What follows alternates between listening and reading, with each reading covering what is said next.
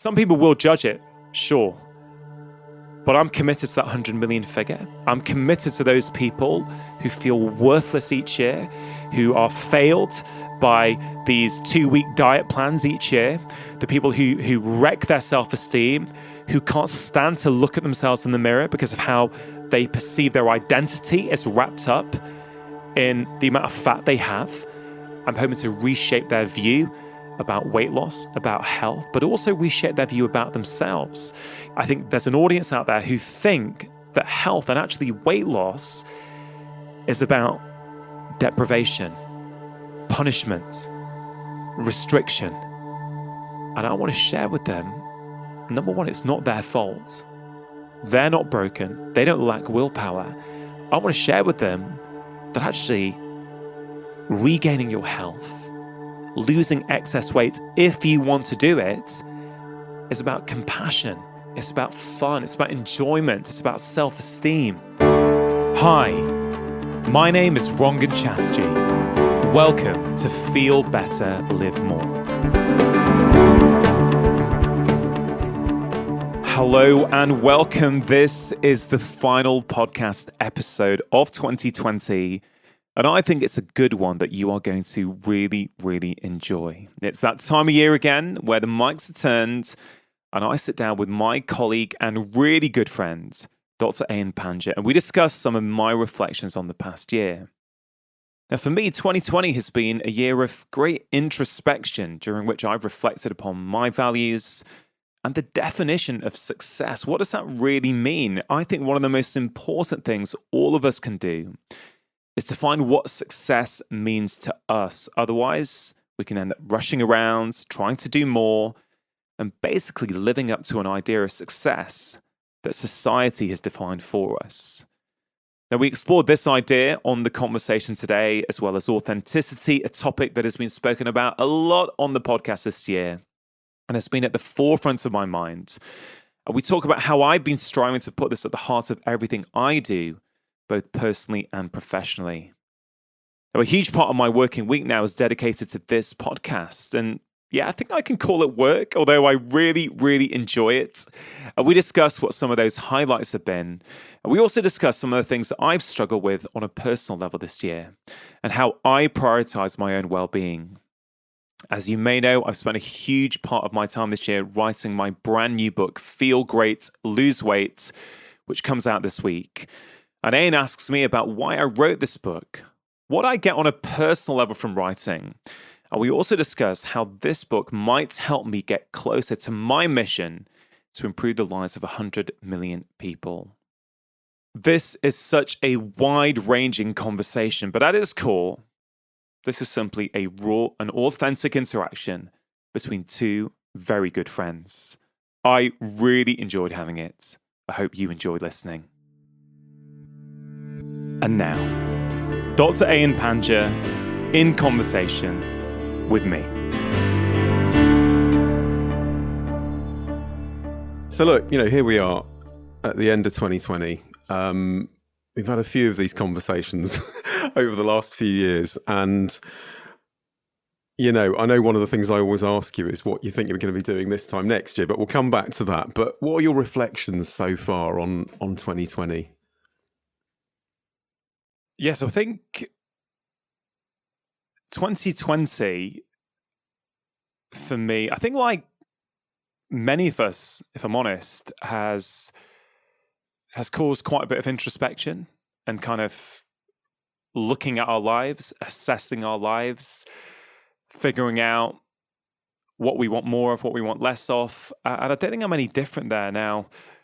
I think it's always important to say that for me, that everyone's got a different experience, right? So I've been in the very fortunate position where I can reflect on certain things, whereas I think for many people, it has been really, really stressful from a financial stress, economic stress, worrying about relatives, or maybe someone's been sick in their family.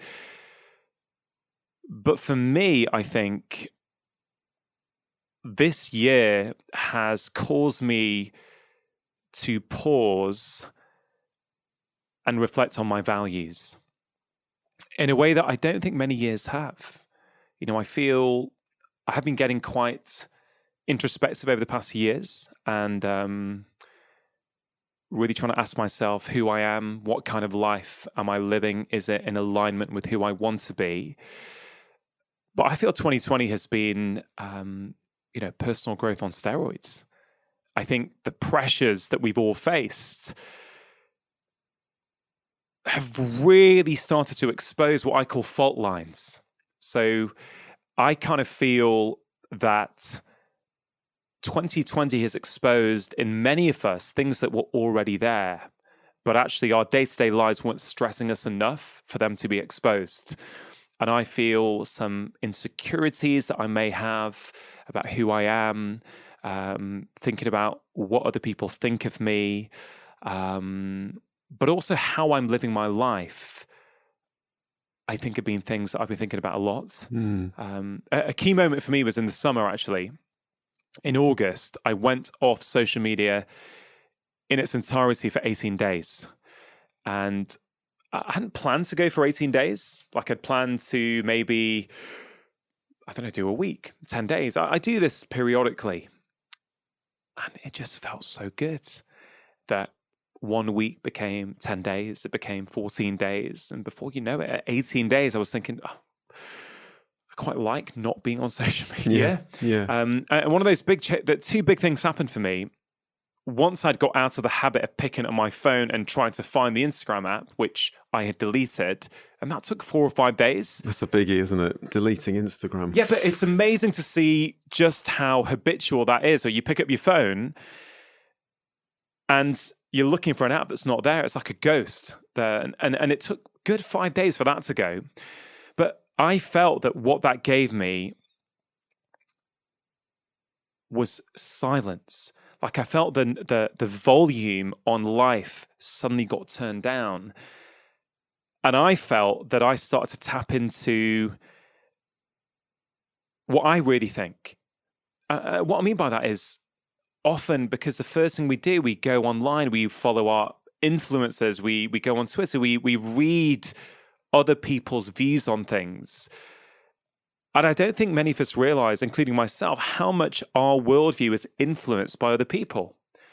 And when I had that silence, when I wasn't going on any social media platform at all for 18 days, it started to come up in me what I really think, not what everyone around me thinks. What do you really think? Is the societal view the same view as you have? Or is it a bit different? So I think a lot of introspection for me. I mean, what about you? What have you learned this year?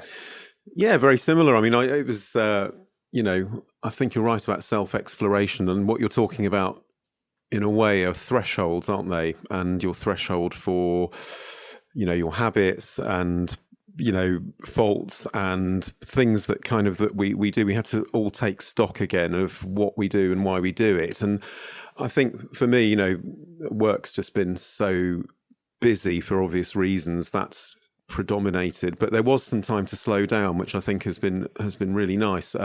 What interests me is what you said about values, because to me that means, I always think of core values like contribution or recognition or adventure. What do you mean by values? So you obviously it sounds like you've had a year of learning a bit more about yourself. Yeah, look, it's been a busy year in many ways. There have been all kinds of pressures this year, which we can talk about. But in terms of that question about values, it was in that time when I went off social media that I started to list out. I tried to write down what are my core values. What are the values that I think I live my life by, or I would like to live my life by. And that's, I think, the funny thing with values sometimes is that sometimes we think, oh, I value hard work, I value family, I value, success, whatever that means. But then if you actually look at your life, you go, well, are my actions really consistent with that? So is it a real value or is it an aspirational value? And what I try to do is kind of figure out what are my ideal values, and I'm still playing around with it. I think it's a great exercise for people to do, but integrity is one of them. So it was integrity, compassion, was another one. Family, solitude. These are four of the values I put down. And then it was a kind of a case of looking at, am I living my life by those values? So do I have integrity in everything I do? Am I being completely honest, transparent in my personal life and my professional life? So I sort of go through that process. Compassion, that's compassion to other people, but also compassion to myself. Am I living my life in accordance with those things? Family. One of the big things I'll be thinking about this year, and it relates to values, is this idea of what is success? What is success? I think so many of us never take the time to define what success is. So we're chasing this mythical idea of success without actually knowing what does that mean. I agree. Yeah. We're letting society define success for us. And if we let society define it for us, it's often things like you need to earn more money. You need to go on nicer holidays. You need to have the car that your neighbor's got. You need to get your kids into a certain school, right? We're being sold that we're not enough, that, I could look better if I bought that new t-shirt, or I got the latest smartphone, or it's this kind of capitalist society where we're constantly being marketed to buy, because we are not enough in who we are. And I think a really valuable exercise that I've been doing this year is, well, what is enough? What does success look like for me? What if we as a society define success not by your job title or the amount of money you earn or the kind of holidays you've got? What if we defined it as, how many meals did you have this year with people you really value? How many meals did I have this year with my children and my wife when I was present and not distracted? Because if you take the time to define that, then you'll have a good idea of whether you're meeting it. Because maybe some of us have already reached our definition of success, but we've never taken the time to look at it, measure it, assess it. So we keep chasing, we keep feeling that we're not enough, that we've got to do more. But it's that question for me that keeps coming up. And I'm constantly asking myself this. And I hope by us having this conversation that other people ask themselves this is, what is enough? Yeah, I totally relate to that. And I think, we're chasing something that's unrealistic and doesn't exist, and it suddenly dawns on you, doesn't it, that actually there is no end game here. You've got to actually stop and think about what you're doing. But what I would say about you, as a mate of yours and as someone that looks at what you're doing from the outside world, I think your purpose is pretty clear. You've made it explicit that you want to help 100 million people, and a lot of people listening to you talking about yourself would be surprised because they'd think, well, hang on, he's got that sorted. He's got a very clear mission and he seems to be doing it. So what's the problem? Yeah, on that, so one of the most powerful moments for me, certainly on this podcast this year, was when I spoke to Matthew McConaughey a few episodes back. And I don't know if you remember that conversation, but, Matthew's arguably one of the most famous actors in the world, an Oscar winner. And there was a moment in the conversation where I asked him, what do you struggle with? What's the character trait that will rear its head when pressure comes into your life, when you're not sleeping enough, when you're being pulled in too many directions? What's that flaw, if you will, that we all have that keeps coming up? And he paused, because I don't think he'd been asked that question before, and he was really thinking. And must be 5-6 seconds later, he said, a lack of confidence. And for me, that was one of the most powerful moments that I've had on the podcast this year. To understand that actually, even someone who is regarded as successful, whether it's money, Oscars, movie star, everything that society would define as success, he probably has. Yet he says he suffers with a lack of confidence. I think that's powerful. And relating to that, to your question, if people do look up to me and think that I've got it all sorted, what I try and share week in, week out on this show is that that's not the case. I am like everyone else. I'm just a perfectly imperfect human being who has my own struggles and challenges. And, there's, as my profile grows, which is happening at a huge pace, I mean, that's never the goal for me. The goal is to make an impact. But the side effects of impacting more and more people is more and more people know who you are. And with that, if you're not careful, can come a real external pressure. And, I've got this old swing fault or characteristic trait of being a people pleaser. And I've realized that you can't please everyone. The quest I'm on, and I think that's been magnified this year, is how do you be completely authentic and sincere with who you actually are? Because I can do my job best, whether that's my job as a doctor, or my job as a husband, or my job as a father, or my job as a son, or my job as a friend, right? I can do all those jobs best when I'm being more authentic. And that topic has come up a lot in the last few months on the podcast. How can I be the same person off the mic as I am on the mic? I know what you mean. We've got no game face. There's no mask. Yeah. How can I keep taking the masks off? Because that does two things, I think. I think that's what true connection is, right? You can't connect when you're performing. You can't truly connect. Like when I spoke to Pippa Grange a few months ago, and she said one of the most wonderful phrases that I've heard, which is, are you performing at life, or are you really living life?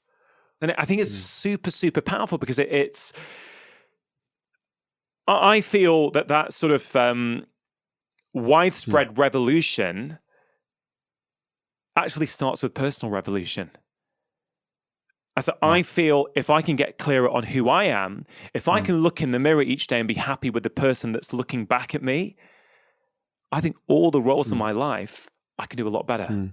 I get that, and I totally agree. I mean, it brings me on to kind of your podcast, which is, for me, the kind of your opus in some ways, in terms of it's at the very core of what you do. And I've noticed it's changed a bit this year. In terms of, partly the format, there are these bite-sized bits, which I love.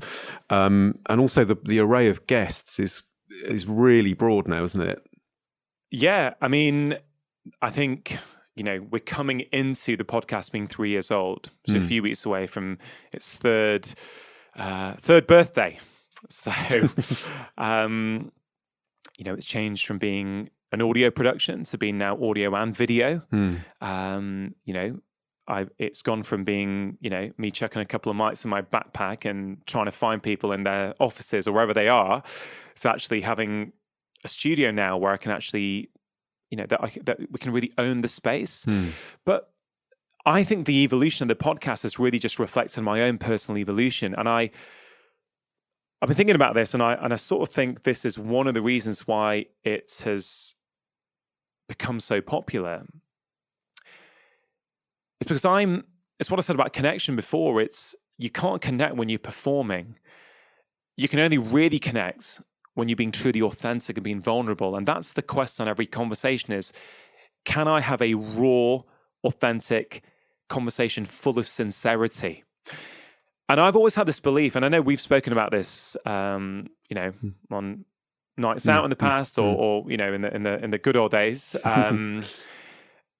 But I strongly believe that we can all learn something from every person we meet. I think on some level it's arrogance to think anything else. Every single person's got something to teach us, even if it teaches us how we don't want to behave or what we don't want to do. And, this last season of the podcast, it started off being, health experts each week. And I still absolutely love chatting to, in inverted commas, health experts. But also, yesterday the conversation with Gareth Southgate went out. The England football manager. Why would I be talking to the England football manager? Well, I believe that we can learn a lot of lessons from how footballers or how a manager has to get this team with so many eyes on it to perform at a high level. I feel we can all learn things from that. I feel understanding some of those tools and principles will help me in my own life access better health. So I have, and again, I talk about comfort zones a lot, right? So I push myself out of my comfort zone a lot on this podcast because I feel very passionately about, I want to live the message that I preach, that I talk about. So I'm always excited about new guests from different spheres and different areas to see what I can learn from them. And it's also a nice challenge for me. Can I have a conversation with Gareth Southgate and make it relevant for my audience who may not like football? Well, I hope I did that. Can I have a conversation with Matthew McConaughey and actually find some wisdom in him that people who follow me for health advice will get something in it for them? And the feedback's been incredible. And I think it's going to continue to evolve. I want variety. If I had the same kind of guests each week, I'd get bored. You are really good at bringing out the best in them, I have to say, because I personally know a few of the people that come on, and there are some great moments in there. What are your favourite sort of highlights from the year? It's probably a difficult question to answer, but there's too many, aren't there? It's asking who's my favourite child. It's or just sort of moments that have made you think. Look, if I think about this year, moments, Gabor Mate, when we all started going into lockdown early on, really, trying to unpick those early emotions that I was having, that Gabor was having, that the world was having with someone as esteemed and someone who I respect as much as Gabor was incredible. John McAvoy. John was the New Year's Day episode last year, his story from being armed robber to being free man now, which is the longest one I've ever released, but many people still say it's the best one. I think 2.5 hours that was, but you couldn't write that story. Yeah. And if Hollywood wrote that story, you'd think they were making it up. But when I invited him back on in lockdown, that was an incredible conversation because, again, sort of coming back to what I was saying before about controlling the controllables, John explained how he was in solitary confinement in the highest security prison in the UK for 1 year. So he's in a little box for an entire year. And he was sharing what he learned from Nelson Mandela. He was sharing what he learned about himself, which is he's still in control. In his mind, he's not in prison, right? In his mind, he's not in prison. He brought up his own routine every morning. He'd be in his cell. He'd do his own prison workout. He'd read. He would control the controllables. And that, if you follow me for health advice, that has just as much application to you as anyone else. So I find it incredible to learn. We've got a conversation with Edith Eger that's coming out just after this conversation. Edith, I've got to say that conversation is probably the conversation that has changed me the most. I am not the same person anymore. Why? Without sort of, giving it all away. But I mean, I'll tell you why. Because this is a lady who, first of all, she's the oldest guest I've had, right? So I think she's either 93 or 94 at the moment. She went to Auschwitz when she was 16. She's getting on with her life. She doesn't even know Auschwitz exists. Her parents, get taken to Auschwitz. Her parents get murdered the day she gets there.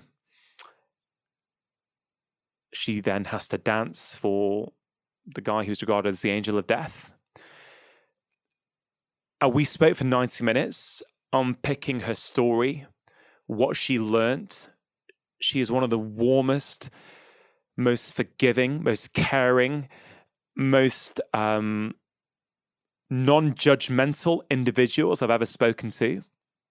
I think, wow, you have been through the absolute worst of what is out there in humanity, how is it you're so kind and forgiving at 94 with such wisdom to share? It was one of those where actually I recorded it over Skype, and I tell you, I finished it, and it was basically, I think my wife had stuff to do that evening and I was meant to be doing bedtime. And I think the conversation ended on Skype at about, 6:45. And I think I'd felt teary for most of the conversation. And I think I rushed into the house to do bedtime. And I just couldn't concentrate. I actually said to my daughter, I said, darling, look, Daddy's going to go downstairs for 20 minutes. I'm just going to say, I'll come back and read a book to you a bit later. I just can't do it at the moment. Yeah, I mean... You had to decompress. I had to really decompress. It took me days, frankly. So that I think was one of the most powerful conversations I've ever had. And again, I think there are tools. And, without giving the whole game away, she will also say that, she says, I've been in Auschwitz, but I can still tell you the biggest prison, the most severe prison you ever go into is the prison you create in your mind. And when you hear that from people like Edith Eger, or even, John McAvoy or Nelson Mandela, and you see what they went through. And again, I'm not trying to compare that at all, just to be clear, with Auschwitz and what Edith went through, just so there's no doubt there. But these are really moving moments that changed me as a person. And my hope is that if I get moved and I'm changed during a conversation, I find it hard to believe that much of my audience won't feel the same way. I know. I can't wait to watch that one, because I remember reading Man's Search for Meaning by Viktor Frankl, which has a very similar theme. And I was so moved by reading the book. I can't imagine what it's like to actually talk to someone who's got that kind of lived experience. Yeah, that's going to be... It's an honor. Yeah, it's just it was one of those where you just pay homage and go, I'm just very lucky that I got the opportunity to talk with her and listen to her for 90 minutes. And, that's one of the most powerful things for me about this podcast, is that I have conversations with people that I don't think it's possible to have, or it's very hard to have unless you're on a podcast. Like even with you, we'll find out stuff about each other with the mics on that we just wouldn't. We would banter around, we do other things. You get to a certain deepness, and that's what's missing in the world, I think, more than anything, is depth. Yeah, you get to a different level of connection in a way, and meaning, I think. And obviously the bulk of your year, most years for the last 4, you do a lot of writing, obviously, because every year you've released a book, and then you've got a new book coming out soon. Tell us the process behind that, because I'm looking at it. I've got it here. I've got a copy of it here. I'm very lucky to have flicked through it and actually read it. It's quite a different topic. Just tell us your thoughts behind how that came about. Yeah. Because if I had to predict what you were going to write a book about this year, a year ago, I always ask you, what do you think? It wouldn't have been this.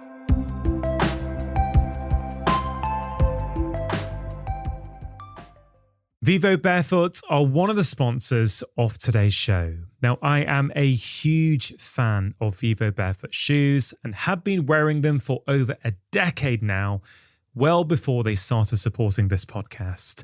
I've also been recommending them to patients for years because I've seen so many benefits. I've seen improvements in back pain, hip pain, knee pain, foot pain, and even things like plantar fasciitis. And contrary to what you might initially think, most people find Vivos really, really comfortable. But I have to say, especially at this time of year, as the temperature is starting to drop, their winter boots are absolutely fantastic. And I myself am really enjoying wearing their brand new Gobi warm-lined winter boots.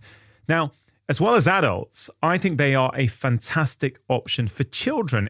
And I really hope that in the future, more and more children start wearing barefoot shoes like Vivos, as I think this can prevent many downstream problems in the body later on in life. And remember, whether for your children or yourself, If you've never tried Vivos before, it's completely risk-free to do so, as they offer a 100-day trial for new customers. So if you're not happy, you just send them back for a full refund. If you go to vivobarefoot.com/live more, they are giving 20% off as a one-time code to all of my podcast listeners. Terms and conditions do apply. To get your 20% off code, all you have to do is go to vivobarefoot.com/live more. Just taking a quick break to give a shout out to AG1, one of the sponsors of today's show. Now, AG1 has been in my own life for over 5 years now. It is a science-driven daily health drink with over 70 essential nutrients to support your overall health. It contains vitamin C and zinc, which helps support a healthy immune system, something that is really important, especially at this time of year. It also contains prebiotics and digestive enzymes that help support your gut health. And all this goodness comes in one convenient daily serving that makes it really easy to fit into your life. No matter how busy you feel, it's also really tasty as well. Now, the scientific team behind AG1 includes experts from a broad range of fields, including longevity, preventive medicine, genetics, and biochemistry. And I talk to them regularly, and I'm really impressed with their commitment to making a top quality product. For listeners of my podcast, AG1 are giving a special exclusive offer. You can get a free 1-year supply of vitamin D and K2 and 5 free travel packs with your first order. These packs are perfect for keeping in your backpack, office, or car. If you want to give them a try, just go to drinkag1.com/live more.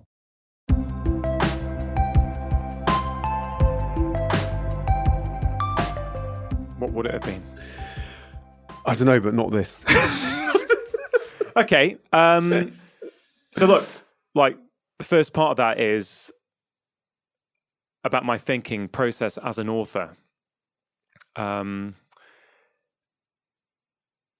what I really feel strongly about books are that books are a way to really make change. Books are, I think, quite a unique medium in that you really get into people's lives. And what I think is really unique around books in this current era in which we live is how permanent they can be. So an Instagram post, for example, is transient, it's short-lived. You know, you might like it, you might engage with it, you might think about it, but a few days later it's gone. It's gone into the ether, it's vanished, right? How many of us actually properly save things and go back and look at them later? I mean, a lot of us have the intention and the desire to do that, but then, you know, we get swamped with life and then there's new posts to read, so we forget about it. Whereas I've seen, having released, well, this will be the 4th book in 4 years, I've just seen the constant feedback from all over the world throughout the year on how these books have got a life of their own, that you get into people's lives, some things connect straight away, sometimes they forget about things, they revisit them later in the year when, you know, their sleep goes off, or they have a bereavement, or they lose a job, and they, you know, or they get a new diagnosis of something that they weren't wanting. And I also get a lot of enjoyment out of writing the books because I find it a very creative process, a very cathartic process for me. And I'm very creative. I have a lot of ideas all the time. But what a book forces you to do is to order your ideas. I think it's really hard, isn't it? I mean, it's people who don't see that side of it. I mean, I think I don't realise just how involved it is. It's brutal, isn't it? It's really hard work. It's certainly the most time-consuming and challenging thing that I do, I think, because of its permanence. Because once it's down, once it goes to print, you're sort of done. And you know that the science may move on. You can't click delete like on a post. You can't. Yeah. And sometimes you're like, man, I wish I'd phrase that a little bit differently, because so in terms of books, I love doing it. I've seen the impact it's having. I I enjoy it. It upskills me. I feel I'm a better communicator after each book I write because I've had to order new thoughts. And sometimes when you're writing things, you think you know something and then you're like, oh, man, that doesn't really flow, or you need to get clearer in your own brain before you can write that and expect someone to understand that. So I see it as a challenge to myself. But in terms of why this book, I can see why you think it wasn't the natural next book for me. But let's go back to the mission. The mission is, over the course of my career, to try and reach 100 million people, if possible, okay? And help improve their lives, restore them to optimal health. Now, I think this new book is absolutely consistent with the message in the first 3 books, even though that may not be obvious from just reading the title, right? So, going back to the mission, how do you reach 100 million people? Well, you have to be able to reach people who are not currently accessing your information, right? So weight loss is a controversial area, and I didn't go into it lightly because it is controversial. I didn't need to go into that area. I could have stayed well away from it, right? But that, for me, would have been the easy thing to do. The harder thing, and I think the right thing to do, was as a medical doctor, was to tackle this head on. You know how many patients come in to see you as a doctor, as I do, who want help with sustainable weight loss, right? Just because the societal narrative has moved on where we don't like talking about it anymore, I don't feel I can hide from it as a medical doctor. I have to tackle it head on. And the reason I wrote this book, one of the reasons I wrote it, is because there is a section of the population who have been conditioned by society to only pick up a book that says weight loss on the cover. I can write every book I want about promoting health first, physical health, mental health, emotional health, and the weight loss will come as a side effect if you want it to. But there's a section of the population who are not picking up those books because they don't feel it's relevant to them, because they want the new celebrity diet plan every January, which hopefully is going to work one year in a way that it didn't work in the previous years. And I'll tell you why that bothers me as a doctor is, and I wonder if you share the same experience or not, but I know what it's like. New year, new you. Everyone's feeling motivated. Everyone's like, okay, this year it's going to be different. This year, that is it. I've had enough now. I'm getting in, right? But what would happen is that come the end of January or February or March is often when I would see this with patients, is that not only they did lose weight in January and felt better, had more energy, right? But in March, not only had they gone back to their existing weight, they're over it. But that isn't the worst thing about it. The worst thing about it is that their self-esteem has gone. They feel as if they have failed, right? It's the only industry where we don't blame the diet or the book, we blame ourselves, right? And I kept seeing patients like this who they have been damaged. It's not neutral. That's the thing. So the penny dropped for me a few years ago. This is not neutral. Going on the diet, rebounding the weight, and then damaging your mental health and your self-esteem is toxic. And I thought, well, Rongan, how are you going to reach those people? Because the truth is the 4-pillar plan will help those people. Yeah, right? no, I was going to say. The stress solution will, Feel Better in 5 will. Yeah. Right? Yeah. Many people have lost excess weight. You get lots of messages about loads that, on the first 3 books, right? I didn't mention weight loss. But by not mentioning it, I can't reach a lot of people who I think would benefit from this message the most. And so, for people who publish books, there's always battles with the publishers on titles. That's the truth. The title has to do a certain job. Actually, on the title, serious question. I'm no publisher, but I would have thought it would be lose weight, feel great. You've got feel great, lose weight. Is there a reason for that? Yeah, I mean, that's intentional because I'm trying to get across that this book is going to help you feel great now. Right? I'm going to help you feel good about yourself. I'm going to improve your self-esteem. I'm going to help you with your confidence, with your self-worth. I'm going to give you more energy, more calm now, within days of starting and doing some of the tips and tools that I share in the book. And any excess weight loss is going to come along as a side effect. It's weight loss as a side effect of physical and mental well-being, right? That is the message in the book. And the reality is, the book is not just for people who want to lose excess weight, but it's impossible to title a book in a short way that actually, it's so hard giving titles that actually going to appeal to everyone who you want the book to appeal to. So I had to make a decision. I want to reach this audience. I think they're being misserved. I think there's an audience out there who think that health and actually weight loss is about deprivation, punishment, restriction. And I want to share with them, number one, it's not their fault. They're not broken. They don't lack willpower. I want to share with them that actually regaining your health, losing excess weight, if you want to do it, is about compassion. It's about fun. It's about enjoyment. It's about self-esteem. And I mean, you've read it. I don't know what you think. I mean, I genuinely believe it's the best book I've written so far. And I believe that people who've read the first three will love it, even if they don't want to lose weight.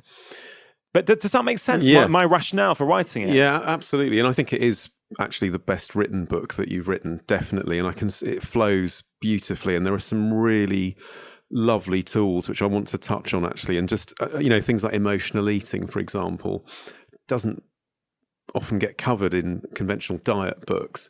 And there's a whole area there about, short-termism and goes back to that thing about checking yourself. There's a lot of kind of mental tricks in there, aren't they? Yeah. I say tricks, but you know what I mean. And a lot of them are new. Yeah. A lot of them are brand new things that I've evolved my thinking on over the last few years. Yeah, so I was reading the book and I basically came across, there were two things that I have immediately sort of implemented myself, which I kind of thought I knew, but I'd sort of didn't. The first is about salads and eating them first. I love that one. Just talk us through that.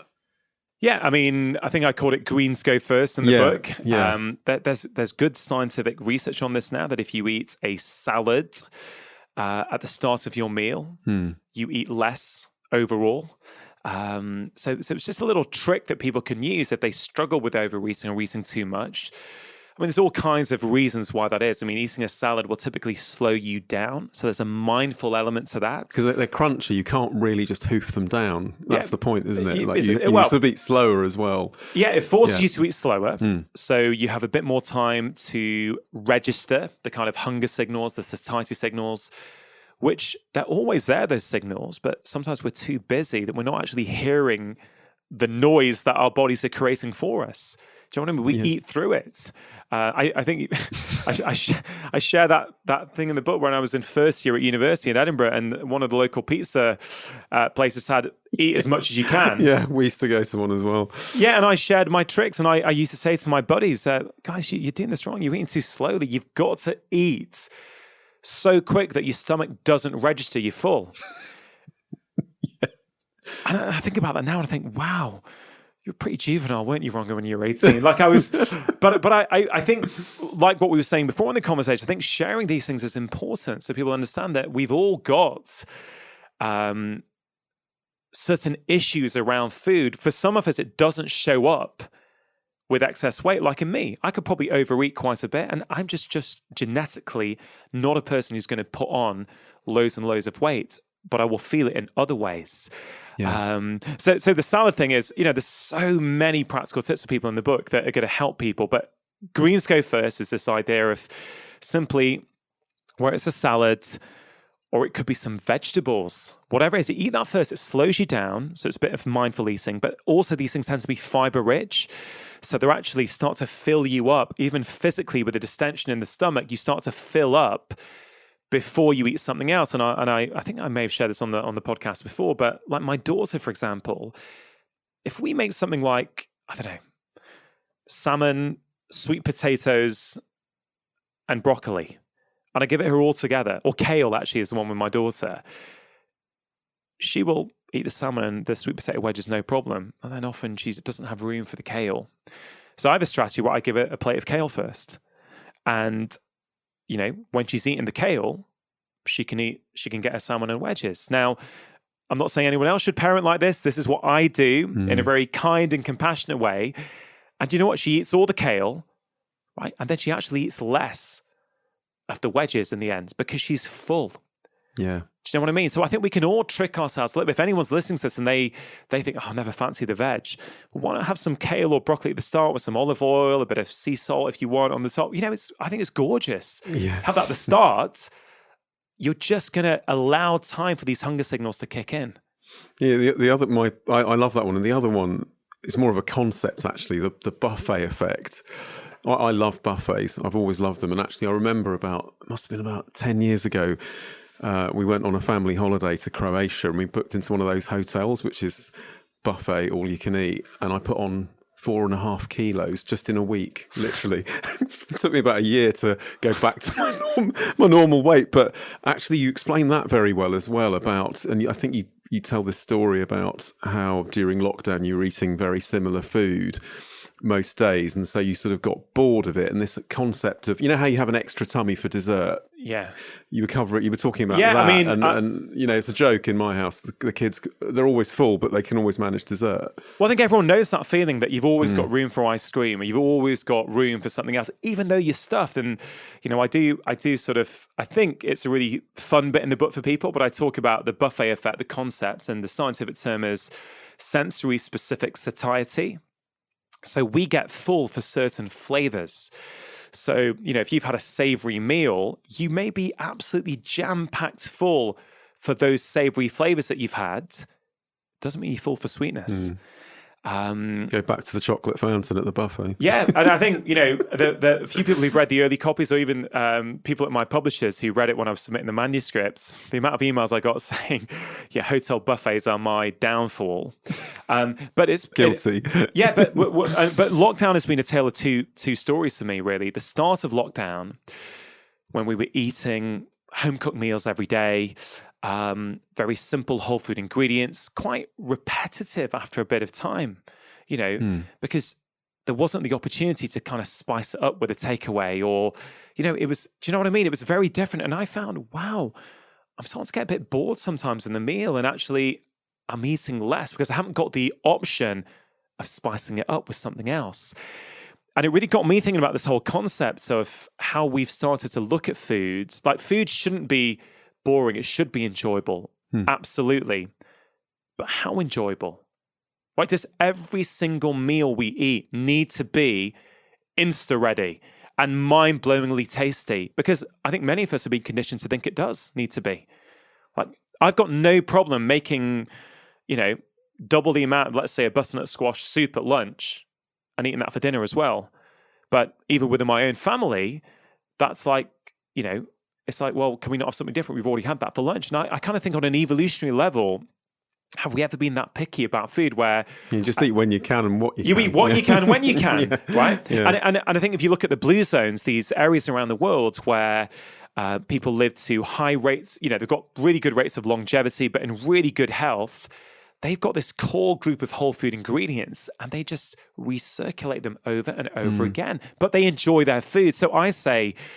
in the book, I have this message that not every single meal needs to be a gourmet, Instagram-ready meal. And I think, again, I've spoken about social media on this culture, but I think it really drives this idea that, I don't know, just some potatoes and veg and a bit of a protein source, whether you eat, meat or you're vegan, it just doesn't feel enough. We feel like we've somehow failed because when I'm on Instagram, everyone's breakfast and lunch looks just amazing and they presented it beautifully. Like it goes back to what I was saying before, Ian, which is we're constantly made to feel like failures.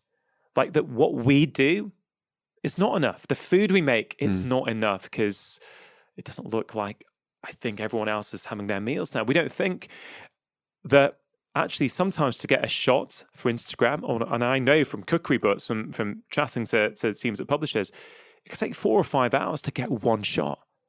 It's nuts, isn't it? Lighting, everything is all done to make it absolutely pop.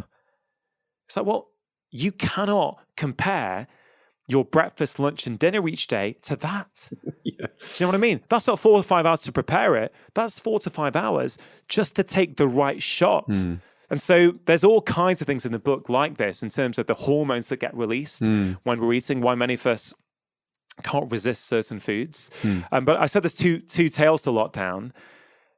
The start of it, I was eating really well. But I had this moment in the summer, and I know I mentioned that 2020 for me has been personal growth on steroids. I've been doing a lot of inner work. And there was about a 4-week period, maybe 6 weeks, where I had a real problem with sugar. I couldn't stop eating sugar. That's really unlike you. Yeah, it's really unlike me. I just couldn't stop. It's not that I don't know of the harmful effects of too much sugar. I probably covered it in my last 3 books, right? It's not that I don't know that with my rational brain. Yeah. But that's the key about foods. Many of our food choices don't come from the rational brain, they come from the emotional brain.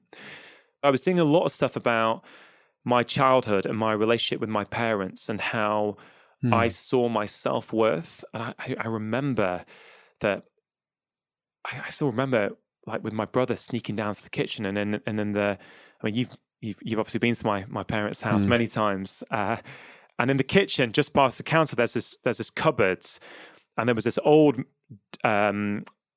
I guess it's like a cookie jar, but it didn't have cookies in. You'd open it, and it had all those kind of fun-sized chocolates. Oh, yeah. It was Crunchies or Mars bars or whatever it was, all there. The miniatures, yeah. The miniatures. And I can still remember, like on a Saturday afternoon, I don't know where my parents were, I still remember going there and just eating quite a few of them.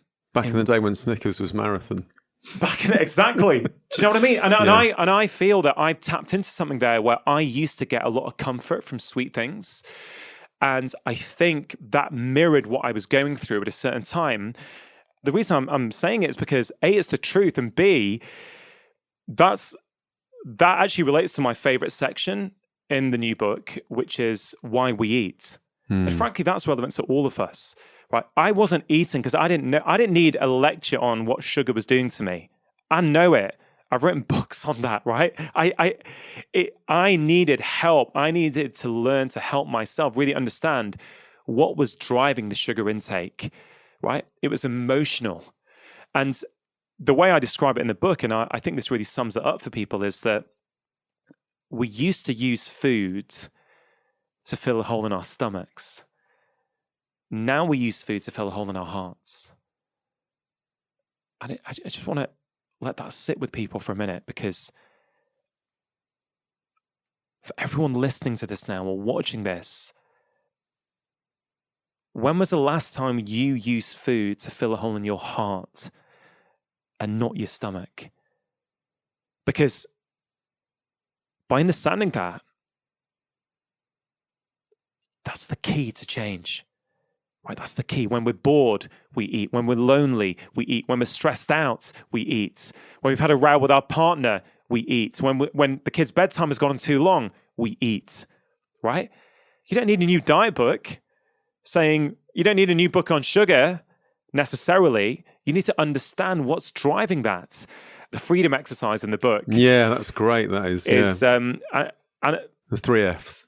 The 3 Fs, yeah. And the reason I know it's on page 93, right, is because when I was doing the final edits, I refer to that exercise maybe 10 times in the book because I think it's so important and it goes beyond food.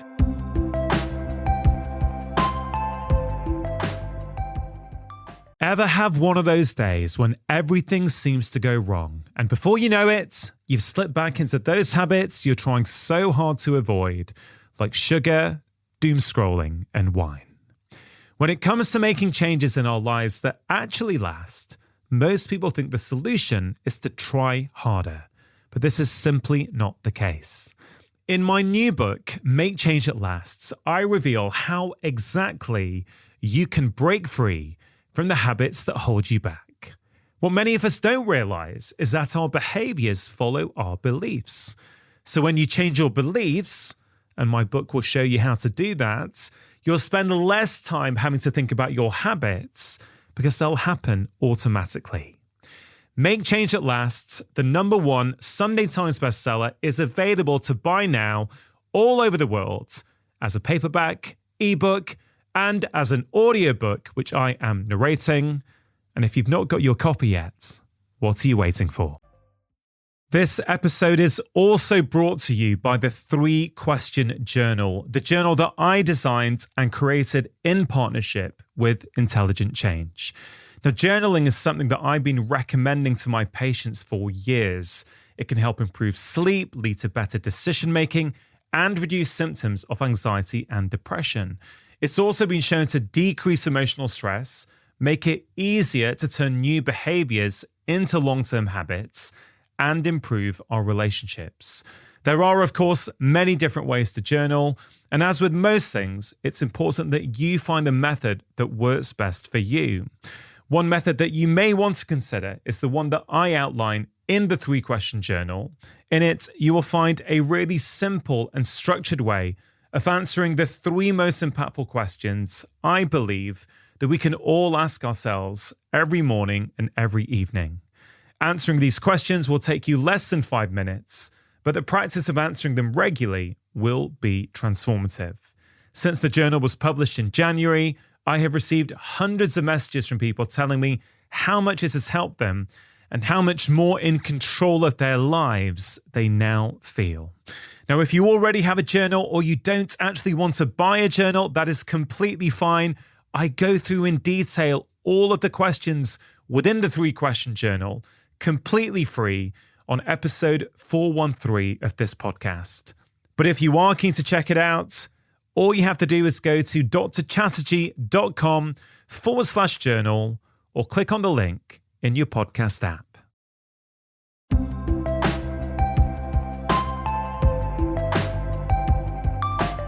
Well, it's the freedom exercise. The 3 F's is really simple.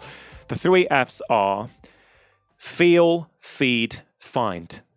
Okay, so if you want to relate this to food, I'd ask someone who, whether it's a patient or someone listening to this, to say, look, next time you get a craving for something, let's say you're watching telly and you've got a craving to have some ice cream at night. Okay, ask yourself, just take a pause. What are you really feeling? Is it hunger? Is it physical hunger? Or is it emotional hunger? Right? Are you really hungry, or have you just had a row with someone? Have you had a crap day where you've been on Zooms indoors all day and you've not been outside yet? Is that your little reward for yourself? Have you had a row with someone? Have you really, really stressed? Have you fallen out with your kids? What is going on really? And then you can still eat it. I'm just saying, take a quick pause, right? And it's about, in a very gentle way, started to help people gain awareness. So it's like, okay, cool. All right, I get it. I want the ice cream because I've not done much today. I fell out with my wife before, and this is going to make me feel a bit better. Okay, cool. Now have the ice cream. The second F, when you're ready for it, is, okay, now that you know what the feeling is, now can you identify how that sugar or that food feeds that feeling? Okay, when I feel down and stressed, I have ice cream, I feel better. Okay, cool. Now you're just starting to reprogram, you're starting to gain an awareness. Then the third F is find. Now that you know what the feeling is, now that you know how your snack feeds that feeling, the third F is find. Can you find an alternative behavior that's going to help you feed that same feeling? That could be running a bath. It could be doing a 10-minute yoga flow on YouTube.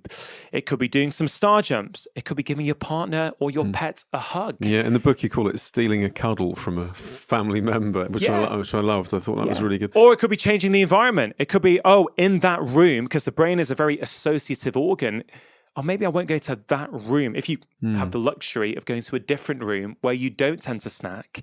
So, and can I just say that exercise, because I do believe that most authors write the books that they need for themselves. And I think that's absolutely the case with this book, even though most people say, I don't need to lose excess weight. But I think the tools have really helped me.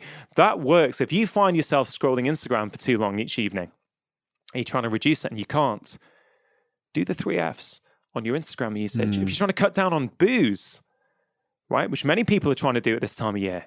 You're pointing your finger at me. I didn't mean to, but if you are, Yeah. use the 3 Fs on your alcohol intake.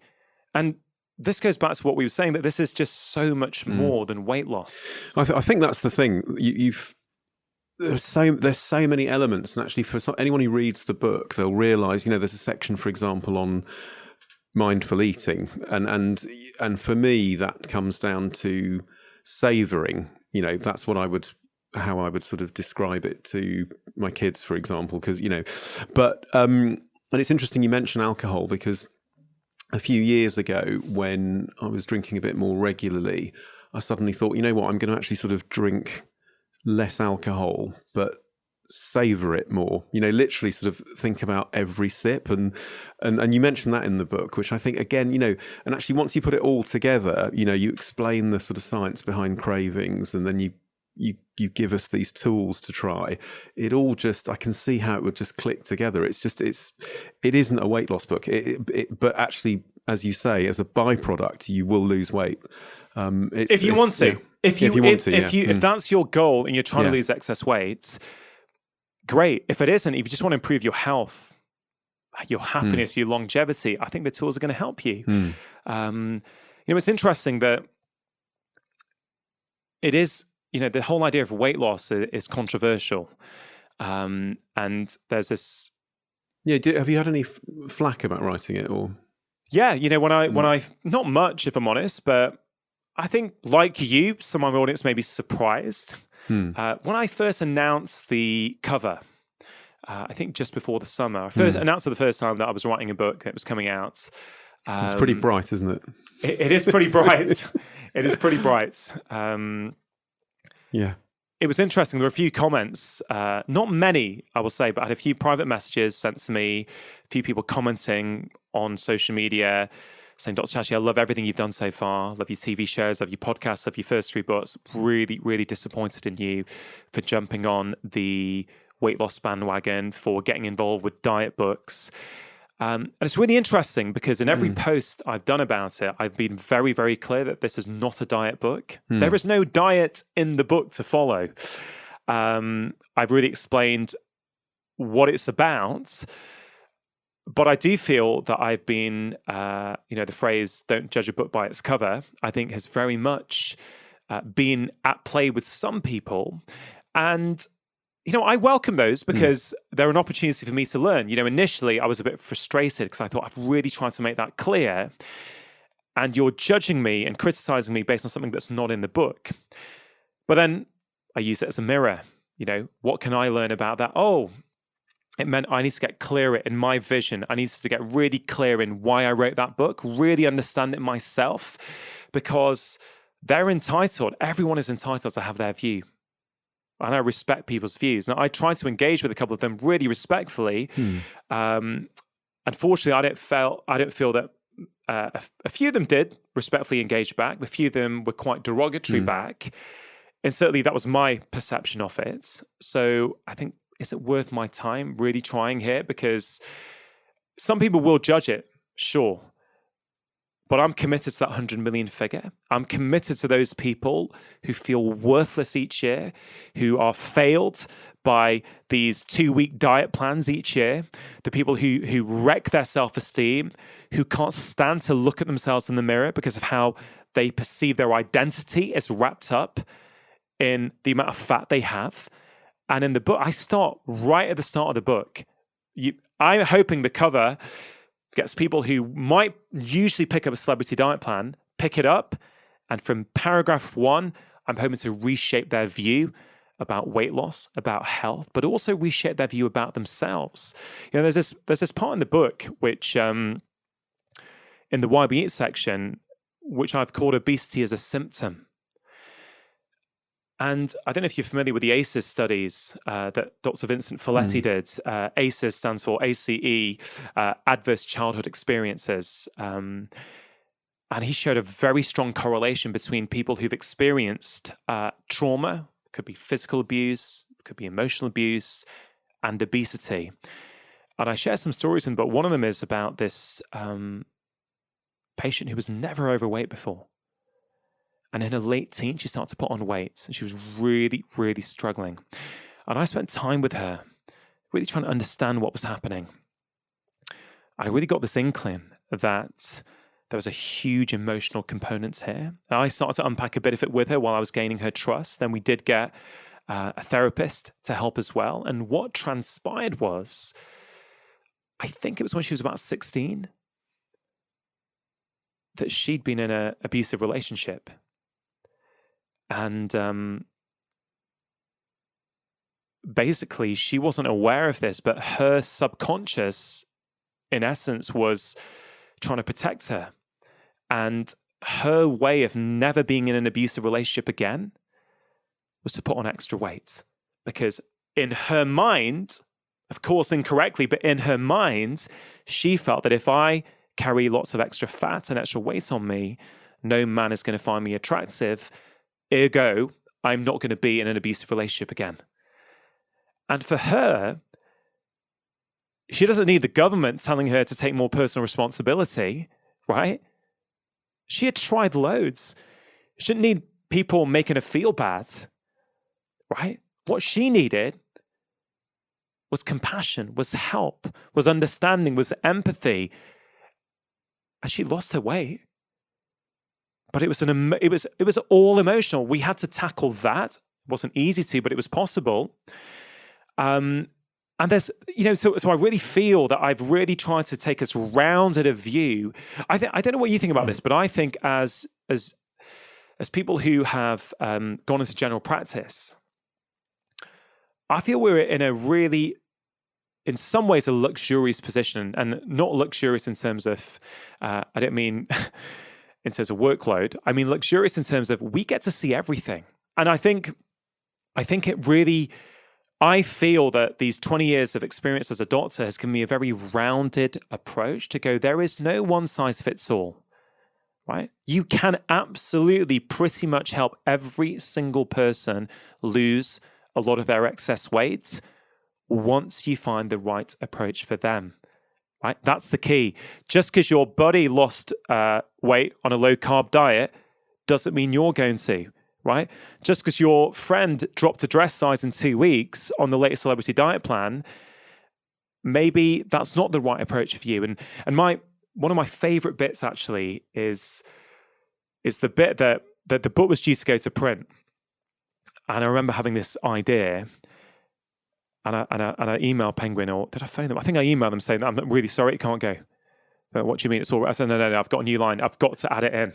And they're like, Rongan, come on, we've got it. No, this is going in the book. And it's just before the conclusion. And it's something like this. And when your friends ask you what plan you're doing, you can tell them you no longer follow anyone else's plans because you've been empowered to create your own. It's like your life, your plan, I think it is. Exactly. Yeah. This is not the Dr. Chatterjee plan. I walk people through all the various factors that may be contributing to their health, may be contributing to their excess weight, right? If that's what they're after. And then I help the reader create their own plan and design their own plan. Because you need that ownership. Long-term, following my plan, I think that's going to help anyone. They need to be in charge. They need to understand their own behaviors, their body, why they make certain choices, their emotions. And there are so many practical tools to help people do that. If you bringing it back to 2020 a second, we've had these phrases, haven't we, about, what is it? Corona stone, the Corona stone, I think the media call it, or the what is it? The quarantine 15. Right, basically, it's kind of common parlance now, isn't it, that many people have or feel that they put on excess weight during 2020. Yeah, guilty there as well. See, even the language I'm using, guilty, I just said. Yeah, exactly. That says it all. And there's a whole section on language and how we go about changing that. I guess what I was going to say is 2020, a lot of people put on weight. Well, it makes perfect sense when you look at the science, right? So a lot of studies have been done on this. The best research that I can find suggests that 80% of us change our eating behavior in response to stress. Okay, 45% of us eat more, 35% of us eat less. So let's think about 2020. It's probably been one of the most stressful and anxiety-inducing years in living memory for many people. If 45% of us, that's nearly half of us, eat more in response to stress, of course, lots of people have put on weight, right? But it doesn't mean they need a new diet. Doesn't mean they need the latest January diet book, because the diet may not be the problem. It's the stress that's causing the eating behavior. So maybe for an individual, you need better tools to help you manage that stress. You need to find other ways, and that's why there's a whole section on this in the book, is to help people go, if stress is the problem, you don't need a new diet. You need to find another way to manage that stress. Maybe that freedom exercise I mentioned might be one of those ways. Well, that's the other thing I love about about the book, is that, like your other books, you don't have to do everything in it to notice the benefit. And one of the things I thought about for myself, so I'll be honest, I put on 8 kilos since the first lockdown, which is a lot, bearing in mind I think I'm normally 74 and I'm 82 at the moment. And the last time I lost a load of weight was when I changed practice, which was in 2011. So in my old practice, one of my favourite podcast episodes of yours this year is the one with Daniel Lieberman, which I'll come to because this story is relevant to my weight loss. So I lost 10 kilos in weight within a year of changing practice. My diet didn't change, and the only thing that changed was, in my old practice, I used to have a button to summon the patient in through these locked doors. And in my new practice, I'd get up every 10 minutes to bring them in from the waiting room. And you mentioned this in your book, it's called NEAT, this non-exercise kind of thermogenic kind of activity, which is basically not actually exercise like going to a gym, but just movement, Yeah. And I'm not doing that at the moment because, of course, I'm doing most of my work on the phone, so I'm not getting up as much. But, and it only just hit me recently thinking, hang on, that's why I'm putting the weight back on. And for me, that's obviously very important. But I think if you look at all the facets that you've mentioned, there's something in there for everyone. They'll relate to some part of it or all of it. That's the genius of this, I think. I think it's great. I mean, what's interesting for me as I hear that is movement is one component, right? So, I mean, to me, as one of your close friends, I think there's been a lot of stress on you this year. And so it could also be, or could it be that the stress in your life this year has contributed maybe to other behaviors to deal with that stress that may have potentially also contributed to the weight gain as opposed to the movement? Oh, yeah. It's definitely more than one thing. It's never one thing. Well, the reason I say that is because there's some really good work from Herman Ponce in the last few years. And it's this idea that moving more always leads to burning off more. It's what we were taught. It's what we've always thought conventionally, but it's not true, right? It doesn't always. Your body is a complex system. So he has studied the Hadza tribe in Tanzania, right? We talk about the Hadza and we talk about it in our course where we teach doctors. But they're this kind of hunter-gatherer tribe. Their lives are still relatively untouched by modernity. And they move a lot. They run down antelopes, don't they? They do, but they move a lot in the day, much more than the average sedentary Westerner. True, yeah. But what do they burn off each day? 2,000, 2,100 calories. What does the average sedentary Westerner burn off each day? 2,000, 2,100 calories, roughly. So they're moving more than us, but they're not burning off more calories. And I think there's a lot to unpick there for people, because I feel we're punishing ourselves, we're pushing ourselves on treadmills. I'm not saying more movement won't lead to more calories being burned, but we think if we've done something that gives another, that the calorie counter says 300 calories, we think that's added on to the amount of energy we expended that day, but it's not true in all cases. Sometimes your body will burn less from other areas to compensate.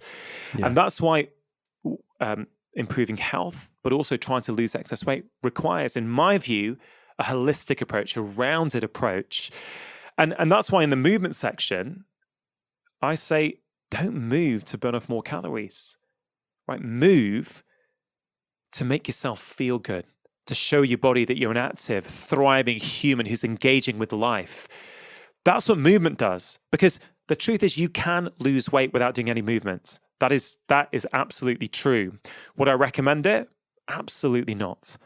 Because movement is one of the fastest ways to improve your self-esteem, which is why some of the daily habits in the book, there's one of them is there's the 3 daily habits are lift, connect, reflect, and lift is about, keep a dumbbell or a kettlebell in your kitchen, and even if all you do each day when you make a cup of tea is 5 bicep curls in each arm with it, that's fine with me. It's better than nothing, isn't it? Not is it better than nothing? You just no one feels worse after that. No, everyone feels better about themselves. So it's a self-esteem issue, and actually, I kind of feel that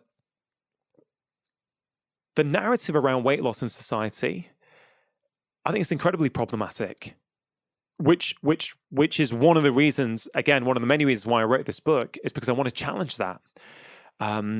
There are so many factors at play that we don't think about. For many people, weight loss is actually a self-esteem issue. It's not a physical issue. It's not a diet issue. It's not a movement issue.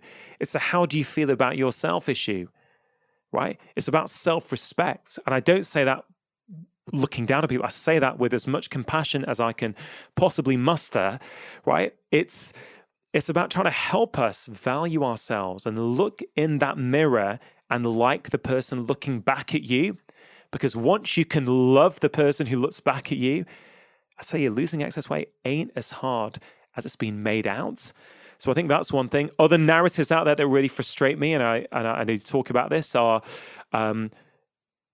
just looking at food and movement in terms of calories only. Right? Calories is the most divisive thing to talk about.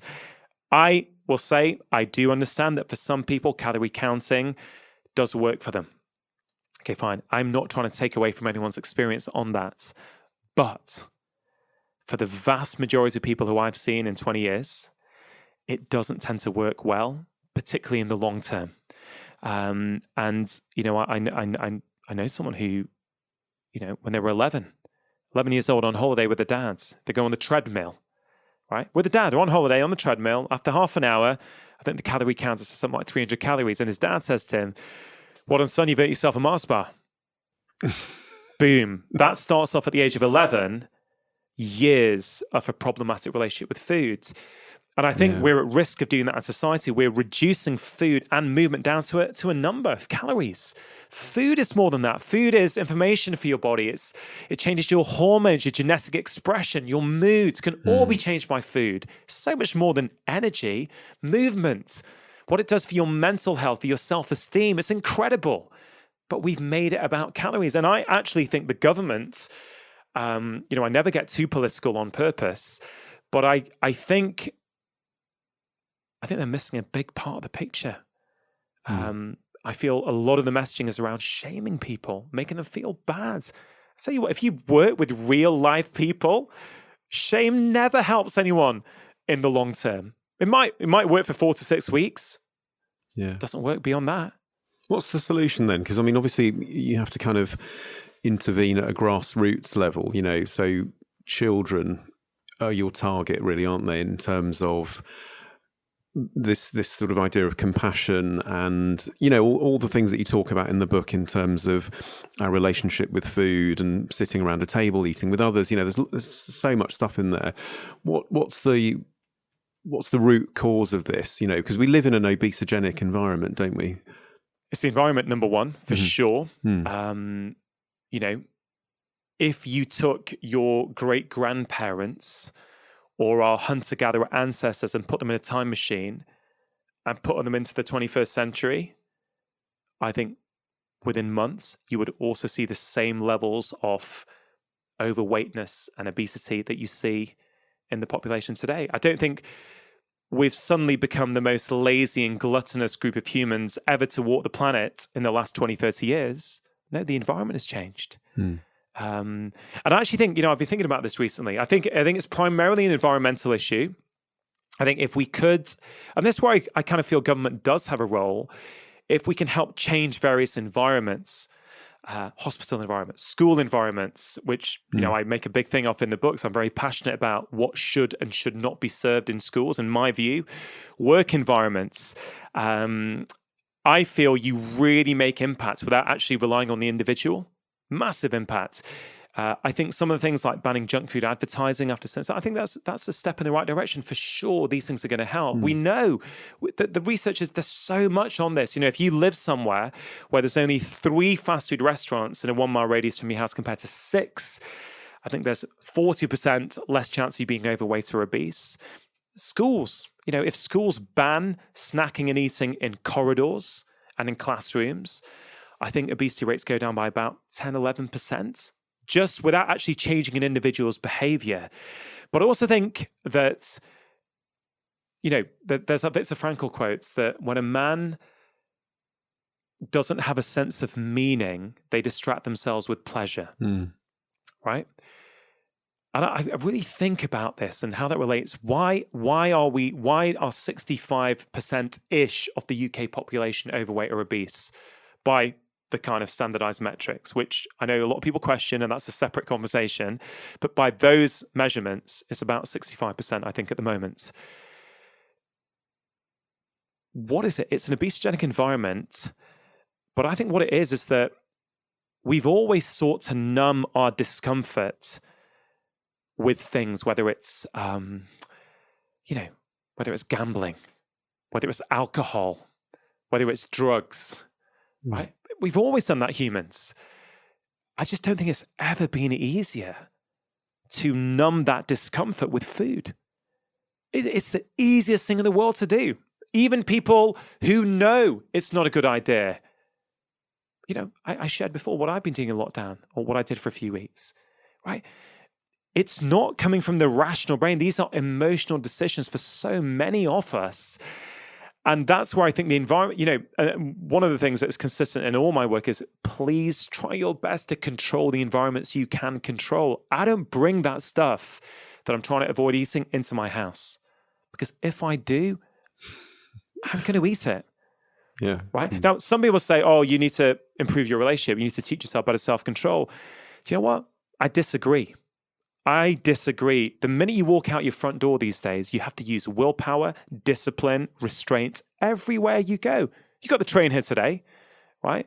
I do mention Euston Station in the book, where I sort of divulge a few other things, but that is just a haven of temptation. Yeah. I'm not going to ask you on the mics whether you succumbed or not, but the point is that you have to use willpower up there. Let's not use it in the house as well. And sleep. What about sleep? Some of my patients, I've got them to improve their health, lose excess weight just by tackling their sleep. If you sleep 5 hours a night compared to 8 hours, right? On average, you will eat 22% more calories the following day. Over 5 days of not sleeping well, that's a whole extra day's worth of calories. Yet the narrative is around food and punishing exercise. I'm getting quite fired up now, because this is why I wrote that book. It was really to go, look, I'm sick of hearing this narrative year in, year out. I'm sick of how the government try and play this and put blame on people. I'm not against personal responsibility, right? But it's not that at the expense of environmental responsibility. It's not about, you can talk about personal responsibility without blaming people. And I think it's both. I think we need to find better environments. Let's see how this goes. There is a slight campaigning element to this book in the final section about letters that people can use to write to their head teachers or their employers to change the environments in their school and in their workplace to make it easier to make the healthy choices. I hope people get on board with that. I really do. I feel that all teachers and head teachers are trying to do their best. I just don't feel that they really understand that a lot of these foods are designed to be addictive, right? You can't use willpower. There's this great article in the New England Journal of Medicine and this editorial in 2015, I think it was Deborah Cohen, talking about how most of our food choices are automatic. They are so influenced by the environment. I just don't see a case anymore in a world in the UK, where 1 in 3 kids start secondary school, so the age of 11, 1 in 3 kids are overweight or obese, right? I just don't see a case anymore for schools serving anything other than healthy food. I really don't. I don't think that's a nanny state. I think parents and families have got every right to feed their kids whatever they want. But what I don't want as a parent is school taking that away from me and putting this stuff in front of my children. And even worse still, and I get lots of parents writing to me about this, it is toxic. It's not neutral, right? Because what it does is the families who are really trying hard, not only do you undermine their messaging, but then you risk those kids becoming social outcasts. If you're not the one having the lollipops and the chocolates, this week at my children's school, on 2 consecutive days, first day, Diet Coke was being given out, right? Next day was, I think, fizzy Ribena and I get it, right? They're trying to celebrate Christmas. But there's other ways. There's completely other ways. I'm not saying, I'm not telling parents what to do with their children. I'm saying that the schools, workplaces, hospitals, let's get these environments working for us. If we can't do that for our kids, what are we going to do? Yeah, it's interesting. There are 2 things that spring to mind. So one is that in France, they have this thing called le goûter. Have you heard of that? So it's basically where children come back from school and they get a sweet treat. It's normally a cake or something sweet. And as a result, they don't expect anything at any other time of day because they know they're going to get it if they want it, which I think is really interesting. And actually, you talk a bit about the French and their weights in the book. And the other thing is a memory, actually, of yourself, me, and Jeremy when we were in San Francisco airport about 3 years ago. And the food on the flight was abysmal. I won't name the airline, but so we thought we'd sort of eat something before getting on the plane back. And so we went round, whatever it was, I can't remember the name of the store that's sort of in the airport terminal, but there was just nothing there. And it's a lesson to me. And actually talking to you now makes me realise that, my eye, and actually Jeremy's as well, I think, just didn't catch the same things as yours. And we just gave up and went, we'll just have to eat, the crap on the plane, which was just inedible. And you sort of suddenly came back with these 2 massive trees of celery and like a kilo of almond butter. And we just sort of sat there, sort of like munching through it. It's really tasty. And I was like, well, hang on, we didn't even see that. We just sort of walked past it. And it didn't sort of register with us as something that we could eat. But, do you know what I mean? And I think that changes as well when your palate changes and your kind of eye catches other things. Do you know what I mean? You see different. You see, it's the same with anything. It's like if you can train yourself to see the positive in people, right? If you're always looking at the negative in people and wishing things were other than the way they are, that becomes a habit. But you can train yourself to look for those choices that you may want to make and more of. And again, there's nothing wrong with people not making those choices if they don't want to, or they go, you know what, I'm in an airport, I'm with my mates, I want to just have a burger and fries, right? I am not here to tell anybody else what they should do with their life. I'd like to think that's an approach that's been with me in all my years of seeing patients and in every book. I'm not telling someone what to do. I'm trying to share information that I hope causes them to reflect and go, I could do that. I might want to change things a little bit. Do you know what I mean? Well, you talk about blissy foods as well. We didn't touch on that.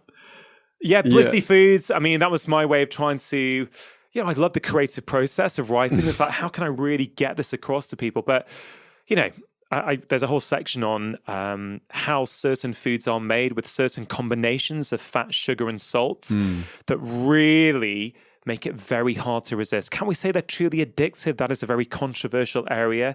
Can one truly be addicted to something that we need? We need food to survive. We don't need alcohol or gambling to survive. I like to stay away from the controversy. I let the academics fight about that. We can say that certain foods have addictive-like qualities. And there's certain foods that we find very hard to resist. And it's because of the way they're designed, and this has been done intentionally. So certain combinations of foods will spike a lot of the hormone dopamine, which is a chemical in your brain. And dopamine gives you a feeling of intense reward. but it's also called the learning molecule, because what dopamine does is it helps teach you to repeat that same behavior over and over again, such to the point, and if, smoky bacon, for example, or salted caramel, these things didn't exist 40 years ago.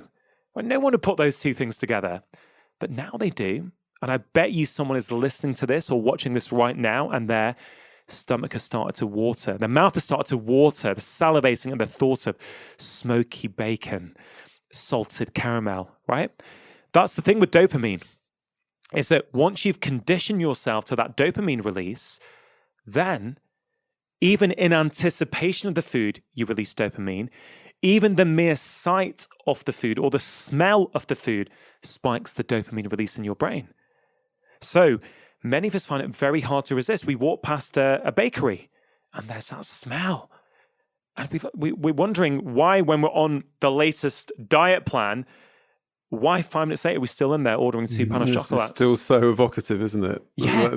But when you understand that it's your hormones and it's these brain chemicals, and it's not because you're a failure or you lack willpower, it's because certain foods have been engineered that way, right? At least if you know that, you can stop beating yourself up. There's so much in there. I absolutely love it. I always ask you this every year, but what's in store for next year for you? Look, I think one thing that this year has taught us is, frankly, we don't know what the next 12 months looks like. When we had this conversation last year, I don't think any one of us would have predicted the way life has changed for all of us in 2020. So with that caveat in place, look, what's in store? Yeah, I guess, I'm always challenging myself, right? I'm always pushing myself to say, how can you simplify your message? How can you get this message to reach more people? Simplifying is something I always think about. It's something I've always, and I think I've got better at it in the recent books, is how can you distill down a message down to its absolute essence? Because simplicity means people go and actually make change, right? I want to reach new audiences. I still see a very sick society out there. I see a society, I'm an optimist, but the pessimistic part of me thinks that the impact of 2020 is going to bite. And it's going to bite in a way that I think we're going to have, or we're potentially at risk of, a mental health epidemic. I think what we saw in 2020 was the sort of thing you see with human nature in general, or even in medicine, with a huge focus on acute. We look at the acute problems, the short-term problems. But I don't think there's been enough of a conversation this year about the negative impact of keeping social animals that humans are away from each other, not touching each other, not cuddling each other, not connecting with each other. Teenagers at a very formative part of their life, not seeing their friends, right? And we don't probably have time today to get into the pros and cons of both sides of that. But I strongly feel that, we've not spoken about that enough. I've had Professor Francis McGlone on this show before talking about, one of the world's leading researchers in touch, and how when we touch another human being and we stroke them, that it does something in our emotional brain. It lowers levels of the stress hormone cortisol. Many people have been starved of touch this year. Starved. I think that's going to bite at some point. So for me, the optimist part of me thinks we've also all learned some lessons about ourselves this year, and hopefully we'll really value relationships and connections, and the thought that, hey, we've not managed to see our friends and our family and our loved ones this year anywhere near to the level as much as we would have liked to. So the optimist part of me feels, you know what? Maybe this will be a turning point for humanity in terms of what we value. Going back to, how do we define success? What is success for you? So what are my plans for next year? Personally, I want to get a better definition of what success looks like for me. So at the end of the year, I can actually assess myself and go, have I met my definition of success, not society's? But professionally, it's about reaching more people. How can I reach more people? How can I simplify messaging? But also, for me, and I'd like to think I do this in the podcast, I want to take health outside the health space. Health is not something that is separate from the rest of our lives. Health is an integral part of who we are. You know, the podcast is called Feel Better, Live More. When we feel better in ourselves, we get more out of our life. We get more out of our work, out of our relationships, out of our free time. And I kind of feel that this is what I really try and do on this show, but I'm going to try and think of more ways next year to really expand that. I want to show people that you can live the best life that you want to live, and health is going to help you do that even better. Do you know what I mean? So that's, I think, what drives me. So I'm going to be thinking, yeah, I mean, that's got me quite fired up. I'm going to be thinking of how I can do that potentially. Yeah. You're a busy guy, aren't you? I mean, you always have a lot on. What about downtime? Is that something that you're going to be looking to prioritize as well? Well, I do. I mean, it may look as though I'm busy, and but when you're off, sort of thing. Yeah, I feel the way I can get so much done is I can be very regimented about certain things. So a few things for me, like I have a morning routine every morning, which revolves around solitude, where I do, you know, a bit of breathwork, a bit of meditation, a bit of movement, a bit of positive mindset stuff while I'm drinking a hot drink. Okay. I am so much more efficient as a human being when I've given myself that time in the morning. I absolutely prioritize my sleep. Right. So as you know, I go to bed very early. I know, I've noticed the unread texts that are sent at like 10 p.m. Yeah. It's like, oh, he's gone to bed. Yeah, but I do. And I know that I prioritize, and it's like this kind of non-negotiable. I will be in bed for this amount of hours. And then I will switch off at various times. Like if I'm having dinner with the kids and the family, there is no technology in sight. I'm not particularly good at getting back to people on email or text for that matter. It's something I need to really wrestle with, because I don't want to let people down, but also I prioritize me and my family first. If that means I've got 30 unread emails that I don't get back to, I've learned to be okay with that. So I do have downtime. I think I prioritize it more and more as each year goes. But I would argue that it's the structured downtime that allows me to do so many seemingly different things without it burning me out. Yeah. That's great. We could talk forever, couldn't we? And I think, you know, it'd be interesting to see where we are this time next year. But I'm sure there's lots in store. But, you know, I love this book. I think it's great. And I really hope it does as well as your other books. They've all been bestsellers, haven't they? The pressure's on. Yeah, I mean, look, pressure is a perception. I'm a human, so of course I know how well the first 3 books are sold. Of course I would like this one to do as well, if not better. Of course I would. You know, I am a human being. But if it isn't, it doesn't change who I am. It doesn't mean that I have failed. It doesn't mean that I am a failure. It doesn't mean that it's even a bad book. Do you know what I mean? And that's a big difference. And that actually is sort of the message in the book as well. It's kind of like, it's not your worth. It's not who you are. You know, I've tried in life in general to divorce myself from the outcome of what I do, whether it's in health changes. It's like, it's about the process. It's about the journey. It's not about the destination. Easy to say, very hard to do. And really with this book, you know, if we go back to right full circle, control the controllables. What can I control? I can control how deeply I think about these ideas. I can control how many times I try and rewrite and craft paragraphs to really move people.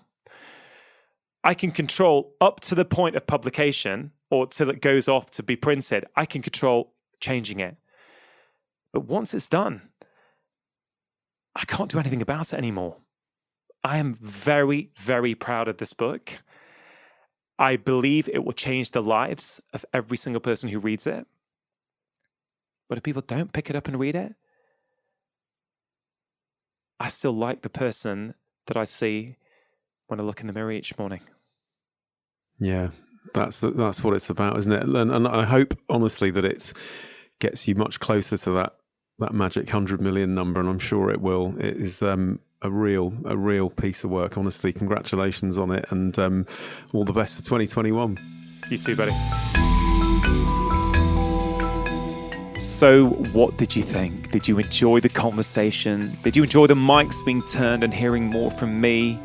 I certainly hope so. As you heard, my brand new book, Feel Great, Lose Weight, is now available to buy. It is out in the UK on the 31st of December 2020 and will be coming out at the same time in Australia, New Zealand, and India. For people in the US and Canada, it will be out in March, but you can go and pre-order right now on Amazon.com in those countries if you wish. Now, the book's available as a paperback, as an ebook, but also as an audiobook, which I am narrating. Here is a very short clip from that audiobook where I briefly discuss a term that I expand upon within the book called blissy foods. Does this mean we crave junk food in the same way we might crave alcohol, nicotine, or even cocaine? Can blissy food be truly addictive? I'm the first to acknowledge that the concept of food addiction is controversial, but we do know enough about these blissy foods to say that they're extremely hard to resist and that millions of people struggle to do so every day. We also know that the brain systems that are involved with craving, enjoying, and repeating the experience of eating junk food are the same as the systems that are involved with craving, enjoying, and repeating the experience of taking drugs. To me, whether or not our behavior around blissy foods can technically be called an addiction is of little importance. We should let the academics fight among themselves about the exact use of the term. What we can say with absolute certainty is that these foods have an addictive-like quality and they trigger addiction-like behaviors. Hope you enjoyed that little clip from the audiobook. If you go to the show notes page for this episode on my website, drchatterjee.com, you can see all the book links, all the international book links, as well as links to the other podcast episodes that Ian and I referred to in our conversation today. And before we end, I want to say a big thank you to all of you who listen each week and take the time to share these conversations with your friends and family. I know many of you also take time out to review the podcast on your podcast platforms. All I can say is thank you. I really do appreciate it. A big thank you, as always, to my wonderful wife, Vedanta Chatterjee, for producing this week's podcast, and to Richard Hughes for audio engineering. I hope you have a wonderful week. In just a few days on New Year's Day, I'm releasing an extra, very special bonus conversation of the podcast. It is one you will not want to miss, so make sure you have pressed subscribe. And as we end 2020, coming into the new year, always remember, you are the architect of your own health. Making lifestyle changes always worth it, because when you feel better, you live more.